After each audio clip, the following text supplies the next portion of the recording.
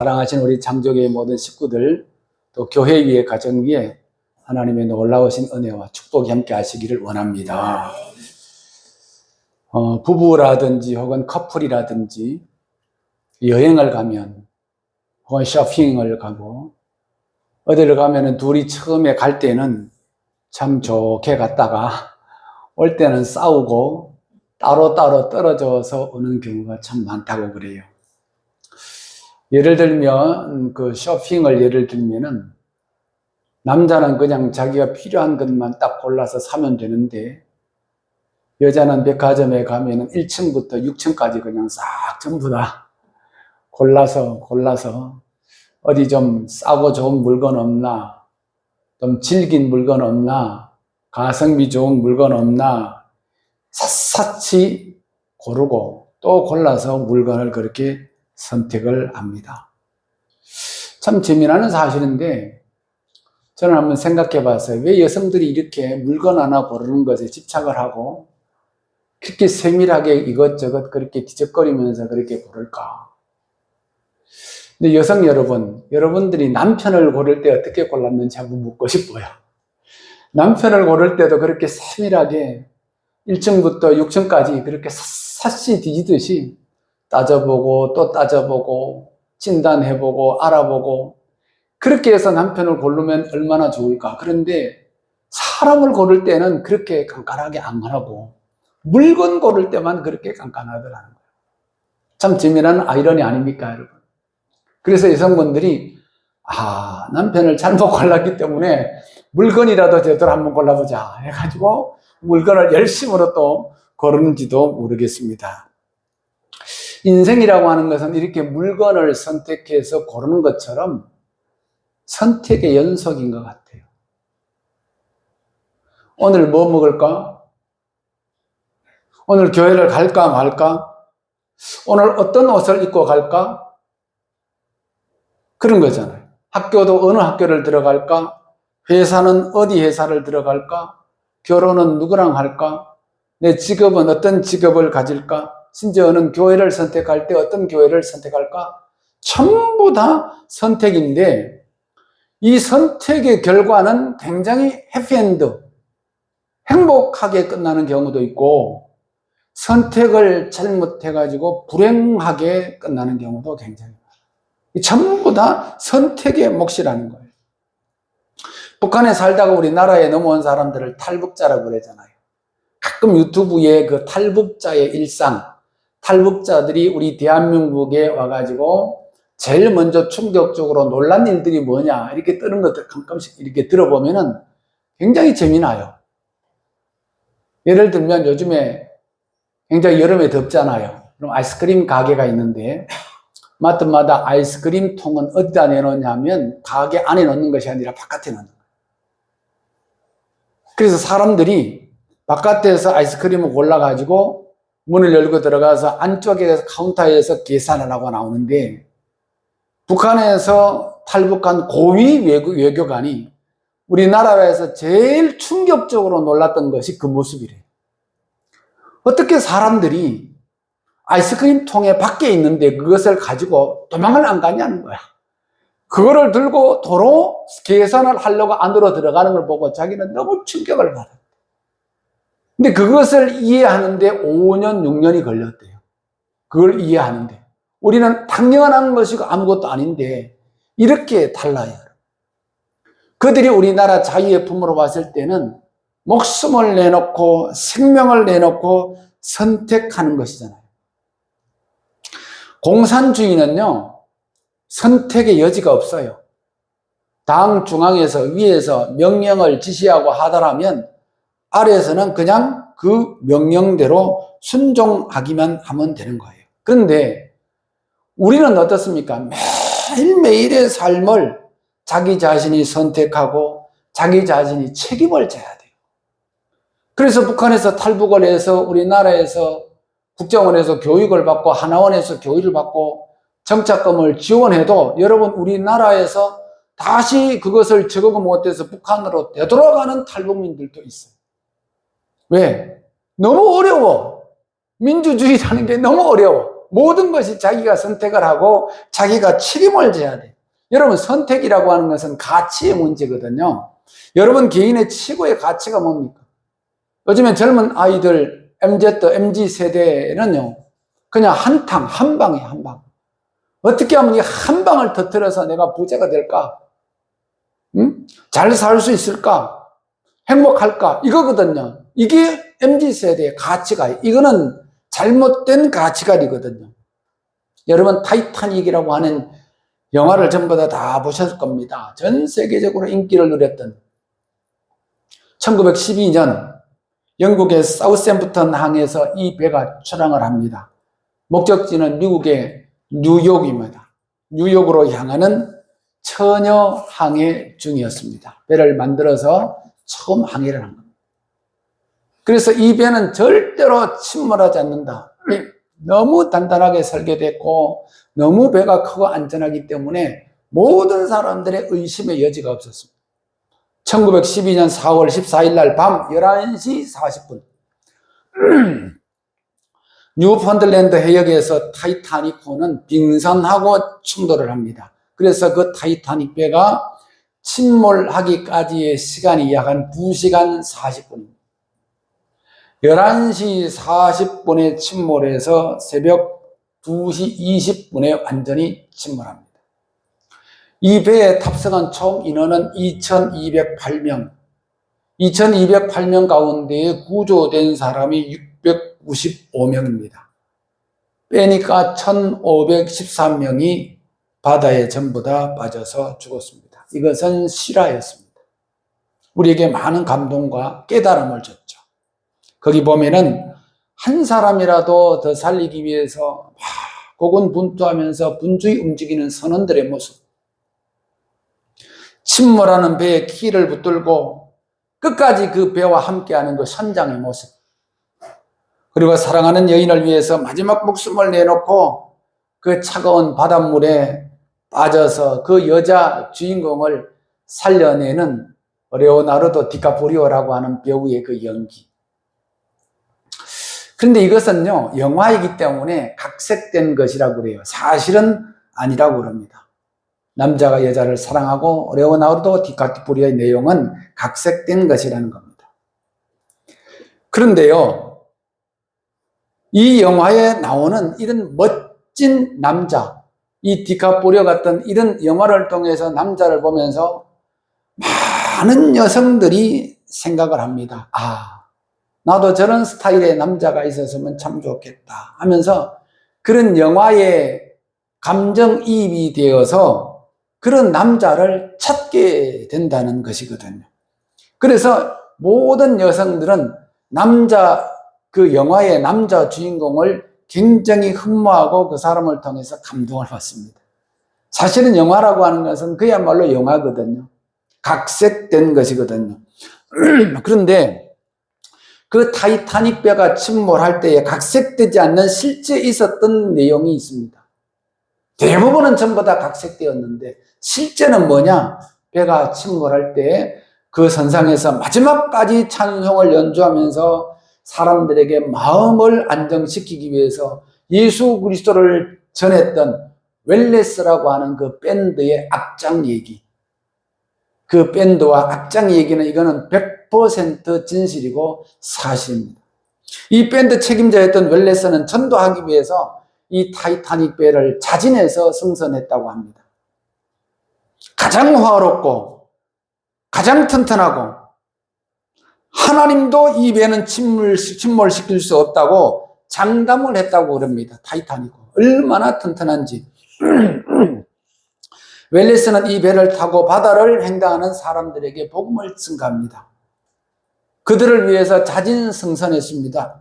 침몰하는 가운데 사람들이 막 우왕좌왕합니다. 죽겠다라고 막 이구동성으로 난리를 치고 소리를 지릅니다. 그 불안한 승객들에게 이 웰레스와 밴드는 곡을 연주합니다. 그것이 우리 내 주를 가까이 하게 하면, 내 주를 가까이, 이 찬양을 아주 느린 템포로 찬양을 하는 겁니다. 영화를 보시면 참 기가 막히게 눈물이 나올 정도로 감동이 있습니다. 그러면서 그 웰레스 악장은 이렇게 소리 지릅니다.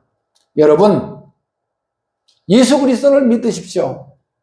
우리가 마지막 선택해야 될 분은 예수 그리스도밖에 없습니다. 마지막 순간 그 침몰하기 직전 많은 사람들이 이 웰레스 악장의 외침을 듣고 내 주를 가까이 하게 하면 이 찬송을 부르면서 배와 함께 침몰합니다. 인생의 마지막 순간 선택은 창조주 하나님밖에 없습니다. 여러분, 우리가 생명 앞에, 죽음 앞에 돈이 무슨 소용입니까? 제가 아는 사람도 돈이 굉장히 많은 사람이에요. 내가 보지는 않았지만 굉장히 많다고 들었어요. 그런데 죽을 병에 걸렸어요. 무슨 소용이 있습니까? 권세, 무슨 소용이 있습니까? 마지막에 최고 가치는 결국은 생명, 구원, 영생, 영원히 사는 문제가 우리 인간들의 생명에 가장 존엄한 가치가 되어야 될 줄로 믿습니다, 여러분. 오늘 성경은 그걸 여기에서 말씀해 주는 겁니다. 여호수아는 전체 24장까지 이루어졌는데 마지막 장입니다. 클라이막스입니다. 이스라엘이 정복한 가나안 땅, 이제 전쟁이 더 이상 없습니다. 그쳤습니다. 마을과 도시가 형성이 됩니다. 안정과 평화를 찾습니다. 사람들이 가나안에 정착해서 농사를 짓습니다. 농사가 얼마나 잘 되는지요. 왜? 가나안은 젖과 꿀이 흐르는 땅이에요. 토질이 좋아요. 옥토 같아요. 농사를 지어서 곡식 열매를 거두는데 창고마다 막 차기 시작해요. 배가 부르고 등이 따스기 시작합니다. 겉으로는 하나님을 섬기고 있지만은 과거에 대한 그리움이 있고요. 사람이 등 따숩고 배부르면요, 딴 생각을 하게 돼 있어요. 소돔과 고모라가 그랬고 노아 시대에 그랬습니다. 우리가 딴 도시를 가거나 혹은 해외를 가거나 그러면은 사람들이 타락하고 방탕한 이유가 뭐냐? 호기심 때문에 그런 거거든. 그 문화에 대한 호기심 때문에 그러거든. 그래서 이 가나안에 있던 이스라엘 백성들이 흔들리기 시작합니다, 여러분. 그때에 이스라엘을 향해서 마지막 설교를 한 것이 바로 여호수아였습니다. 유언과 같은 마지막 설교였습니다. 그래서 이 설교에는 굉장히 여호수아의 안타까운 마음, 그 백성들을 사랑하는 마음이 그 설교서에 녹아 있습니다. 그래서 뭐라고 설교하는지 우리가 엿볼 수가 있는데 한번 띄워봐 주세요. 14절 한번 띄워봐 주세요. 24장 14절 오늘 본문 말씀입니다. 한번 읽겠습니다. 시작. 그러므로 이제는 여호와를 경외하며 성실과 진정으로 그를 섬길 것이라. 너의 열조가 강 저편과 애굽에서 섬기던 신들을 제하여 버리고 여호와만 섬기라. 이렇게 말씀합니다. 이 뜻이 뭐냐? 살아보려고 집 한 칸만이라도 장만해 보려고 아둥바둥 될 때는 신앙의 위기가 오히려 없었어요. 우리 사람들은 대부분 잘 살게 되고 집도 장만하고 가구도 넉넉히 장만하고 모든 것이 평안하고 안정이 찾아왔을 때 그때 사람들은요 흔들리기 시작해요. 왜? 너무 편하니까. 너무 편하니까 하나님이 필요가 없어졌어요. 여러분, 우리 집 구조 가운데도 아파트가 있고 빌라가 있고 단독주택이 있고 주상복합이라고 하는 이 구조 형태가 있지 않습니까? 여러분 들어보셨죠? 아파트가 집이 남한산성 입구역 근처에서 뭐라고 그래요? 역세권이라고 그러잖아요. 역하고 가깝다는 거. 그 다음에 학교들이 많아 학군이 좋아 학세권이라고 그래요. 요즘에는 뭐 숲이 좋아 뭐 공기 좋고 공원이 있고 그런 뭐 숲세권이라고 그래요. 또 있어요. 병세권, 병원 의원이 주위에 가까운 데 있어. 몰세권, 쇼핑몰이 가까운 데 있어. 별의별 말이 다 있어. 그 가운데 어떤 게 있냐? 슬세권이라고 있어. 슬세권이 뭔지 아세요?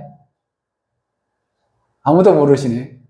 슬세권은 반바지 차림에 슬립바만 신고 나가서 뭐든지 편의점도 가고 약국도 가고 병원도 가고 시장도 가고 그런 집이란 주상복합 같은 데는 밑에 지하에 수영장, 풀장이 있고 편의점이 있고 노래방이 있고 다 있잖아요. 그냥 슬리퍼 신고 나가면은 원스톱으로 모든 것이 다 해결돼요.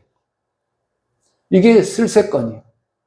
자, 이렇게 편하다 보니까 나올 일이 없어지는 거예요. 그래서 사람들은 밖에 안 나와. 강남의 타워 팰리스 같은데 나는 가보지도 않았어. 말로만 들었지. 응? 얼마나 비쌉니까? 원스톱에 모든 것이 전부 다 해결되는 거예요. 너무 편리해, 문명이. 그러다 보니까 하나님을 떠나게 되는 것입니다. 왜? 사람은요, 몸도 마음도 편해지게 되면은 나태해질 수밖에 없습니다. 여러분들도 그럴걸요? 우리 집도 지금 그래요. 전통시장에 가서 옛날엔 가서 두부 한 모 사고 뭐 사고 요즘에는 집에서 손가락만 있으면 돼. 어디요? 쿠팡. 쿠팡에다가 딱 누르면은 저녁에 밤 11시에 주문하면 아침에 새벽에 벌써 와 있다. 야, 이런 나라가 어디 있어요? 난 너무 신기해. 여러분은 안 신기한가 봐요. 그러니까 너무너무 편리한 세상을 살아가고 있는 거예요. 뭐 손만 그냥 까딱하면 돼. 편안하고자 하는 마음이 생겨. 그러다 보니까 신앙생활조차도 자꾸 편하게. 세면 앉고 싶고 앉으면 눕고 싶고 누우면 자고 싶고. 그래서 성경은 좀 더 졸자, 좀 더 자자, 좀 더 눕자 하지 말아라. 교회는 어떻습니까? 교회가요, 어려울 때는요, 몰랐던 위기와 유혹이 오히려 그것이요, 부흥의 동력이 되고 성도들이 막 하나가 되고 기도해서 하나가 됩니다. 근데 오히려 편안하게 되면은 물이 고이게 되면 썩는 것처럼 그럴 때 우리는 하나님의 말씀에 그 외침에 귀를 기울여야 됩니다. 그래서 오늘 성경 14절 그러므로 이제는 여호와를 경외하며 성실과 진정으로 그를 섬길 것이라. 모든 신들 즉 이방 신들을 자여버리고 여호와만 섬기라 그랬습니다. 그래서 여호와 당시에는 우상 존재가 없었습니다. 지금은 우상이 너무 많잖아요. 우리의 우상들이 뭐 주식, 코인, 컴퓨터, 게임, 이 글로벌 시대에 우상들이 얼마나 많습니까, 여러분? 예수 믿기 전에만 있던 것이 아니라 예수 믿은 후에 더 많은 유혹들이 우리를 괴롭히고 우리를 도살입니다. 그 우상 가운데 제일 먼저가 뭡니까? 자기 우상입니다. 자기가 제일이에요. 자기가 제일. 뭐 어린아이, 노인 할 것 없이 지금 이 시대에는 자기가 제일이에요. 인생이 고달프고 어렵다 보니까 점점 이기주의로 흘러가는 것 같습니다. 내 삶이 성공하고 안정이 찾아오게 되면은 하나님을 찾는 것을 등한히 하게 되고 기도를 망각하게 돼요. 그래서 이 하나님께서는 오늘 여호수아는 세겜이라고 하는 땅에 가서 기도하기 시작합니다. 이 세겜이라고 하는 땅이 어떤 땅이냐 하면은 에발산과 거리심산 사이에 위치한 계곡이 세겜 땅입니다. 은혜의 땅이죠. 아브라함이 가나안에 들어와서 제단을 쌓고 하나님을 만난 곳이 바로 이 세겜 땅입니다. 또 야곱이 메소포타미아에서 방황해서 돌아와서 우상을 땅속에 막 파묻고 새로운 삶을 살기로 작정한 곳이 바로 세겜 땅입니다. 요셉이 죽고 나서 뼈가 묻히고 장례를 치러준 것이 세겜 땅입니다. 오늘 여호수아가 율법책을 낭독하고 백성들이 그 말씀에 순종하고 늘 올바른 판단을 하고 결단을 하고 선택했던 장소가 바로 세겜 땅입니다. 자, 오늘 우리가 예배당, 교회라고 하는 곳을 왔습니다. 바로 이곳이 세겜 땅입니다. 왜? 하나님께서 우리의 말씀을 통해서 내가 올바르게 판단할 수 있는 장소를 허락해 주신 거거든요. 하나님, 나의 잘못된 생각, 나의 잘못된 습관, 나의 잘못된 판단 전부 다 집어던지고 바로 살아보려고 하는 결단이 여러분들 위해 충만하게 나타나기를 바랍니다. 여러분, 결단의 대상이 누구를 위해서, 무엇을 위해서 인생을 바칠 수 있는 그 대상은 오직 하나님밖에 없습니다. 바울이 그랬잖아요. 나는 하나님을 위하여 미쳤다 그랬습니다. 예수에 미쳤습니다. 매니아가 된 겁니다. 낚시에 미친 것이 아니고 바둑에 미친 것이 아니고 뭐 무슨 게임에 미친 것이 아니고 바울은요 예수에 미쳤다고 그랬습니다. 여러분, 교회를 선택할 때 그 기준이 뭡니까? 오늘날 많은 사람들 건물을 봅니다. 건물, 시설을 봅니다. 사이즈를 봅니다. 얼마나 크냐. 근데 우리는 뭐를 봐느냐? 제일 먼저 뭐냐? 영생을 봐야 되거든. 영생.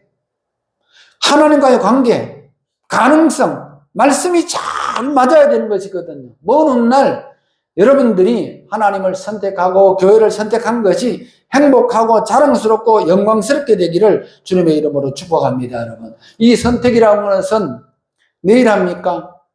아니면 내년에 합니까? 아니에요. 지금 하는 거거든요. 굉장히 긴박한 것이거든요. 구원이라고 하는 것은 굉장히 긴박한 것이거든요. 보라, 지금이 바로 은혜 받을 만한 때요. 지금이 바로 구원의 때라고 말씀하셨거든요.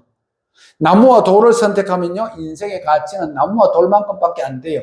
우리가 하나님을 선택하면 인생의 가치는 하나님만큼 높아지는 것입니다. 그래서 오늘 성경의 말씀은 오직 나와 내 집은 여호와만 섬기겠노라 그랬습니다. 잘못된 선택은요, 그만큼 큰 대가를 지불받습니다. 좋은 선택은요, 거기에 따른 그만큼 큰 보상이 뒤따르게 되는 것입니다. 여러분, 좋은 선택을 할 수 있기를 주의 이름으로 축복합니다. 여러분, 우리 안에는 자기밖에 모르는 그런 우상이 존재하거든요. 공로의 우상이라고 하는 것, 내가 얻은 삶의 편리한 조건, 집을 사고 자동차를 사고 돈을 모으고 전부 다 우리 우상이거든요. 이런 것들이요, 하나님만 바라보던 그 맑고 순수한 눈동자는 전부 다 어디 가고 우리 안에, 우리 가슴 속에 자리 잡은 우상들이 지금 너무나 많습니다. 그래서 오늘 본문 다시 14절 보면 그러므로 이제는 우상을 버리고 여호와만 섬기라 이렇게 말씀합니다. 이 가나안 땅에 하나님께서 이스라엘 백성에게 주신 분이잖아요. 하나님께서 우리의 교회를 주시고 우리의 생명을 주시고 우리의 삶을 연장시켜 주셨거든요. 광야에서 먹이고 입히고 보호해 주신 분이 하나님이거든요. 하나님께서 우리의 모든 행복한 조건을 전부 다 마련해 주셨거든요. 그러므로 이제 너는 하나님만 섬겨야 된다, 이 말씀이에요. 저와 여러분들은 오직 하나님만 섬길 수 있기를 바랍니다. 하나님께서 우리에게 호흡을 주시고요, 삶의 능력을 주시고요, 축복을 주시고요, 평안을 주시고요, 풍요를 주셨습니다. 그러니까 우리가 하나님을 섬기는 것은 아주 당연하고 아주 마땅한 일입니다. 그럼에도 불구하고 15절 한번 띄워줘 보십시오. 15절 한번 읽겠습니다. 시작. 만일 여호와를 섬기는 것이 너희에게 좋지 않게 보이거든 너희 열조가 강 저편에서 섬기던 신이든지 혹 너희의 거하는 땅 아모리 사람의 신이든지 너희 섬길 자를 오늘날 택하라. 오직 나와 내 집은 여호와를 섬기겠노라. 여기에 보면 그럼에도 불구하고 하나님을 섬기는 것이 마땅함에도 불구하고 너는 왜 하나님과 우상 사이에서 갈등하면서 머뭇머뭇하려느냐. 너희 섬길 자를 오늘날 택하라. 오늘 바로 지금 이 시간 선택하라. 그리고 결단하라. 제가 늘 말씀드리죠. 우리가 운전을 하잖아요. 왜 사고가 나요? 우왕좌왕 머뭇거리다 꽝 들이받는 거예요. 머뭇거리면요, 사고가 날 수밖에 없어요. 확실한 목표가 있어야죠. 목적지가 있어야죠. 여러분, 집을 지을 때 기둥을 세우잖아요. 옛날에는 목조주택을 지었지 않습니까? 산에 가서 좋은 그 목재를 베어다가 집을 짓잖아요. 목수들이 집을 지을 때 어떤 목재가 가장 좋은 목재입니까? 휘지 않는 나무. 근데 나무가 아무리 굵어도 이게 나무가 휘어버리면, 굽어버리면 이 집이 나중에 견고하지 못해서 무너지겠죠. 근데 비록 이 나무 재료가 비록 가늘지라도 꼿꼿하게 나무가 서 있으면 그 나무는 목재로서의 가치가 있다. 다시 말하면 몸이 뚱뚱해 나무처럼 돈 많고 재산 많고 모든 것이 갖춰져. 그런데 휘어져 있어. 뭐가? 마음이. 그러면 하나님의 나라의 재료로 쓰일 수가 없어. 하나님, 나는 너무 가늡니다. 너무너무 호리호리합니다. 나는 재산도 없고 나는 명예도 없고 나는 건강도 약합니다. 나는 너무너무 연약합니다. 그러나 우리의 믿음이 올곧게 똑바로 서 있으면 하나님은 하나님의 나라를 건축하는 데 있어서 우리를 가장 좋은 목재로, 재료로 우리를 사용하게 될 줄로 믿습니다, 여러분. 사람의 마음도 마찬가지입니다. 믿음도 역시 마찬가지입니다, 여러분. 오늘 우리 교회를 위해서 헌신하시고 봉사하시는 사랑하는 성도 여러분, 신앙이라고 하는 것은 언제까지든지 결단입니다. 그리고 신앙이라고 하는 것은 중단이 있어서는 안 됩니다. 오늘 여호수아의 마지막 설교 장소, 이 바로 세겜, 말씀드린 대로 결단의 장소였습니다. 세겜은 영적으로 교회를 말씀하는 것입니다. 교회는 늘 바른 선택을 알려주는 것이 바로 교회입니다. 오늘도 이 말씀을 듣고 여러분들이 어떤 선택을 하든지 올바른 선택을 하시고 올바른 분별을 하셔서 하나님 앞에 인정받는 좋은 큰 제목이 되고 우리 교회가 하나님 나라에 쓰임받는 아름다운 제단이 되고 하나님께 영광을 올리는 귀한 제단과 성도가 되시기를 살아계신 예수님의 이름으로 축복드립니다. 아멘.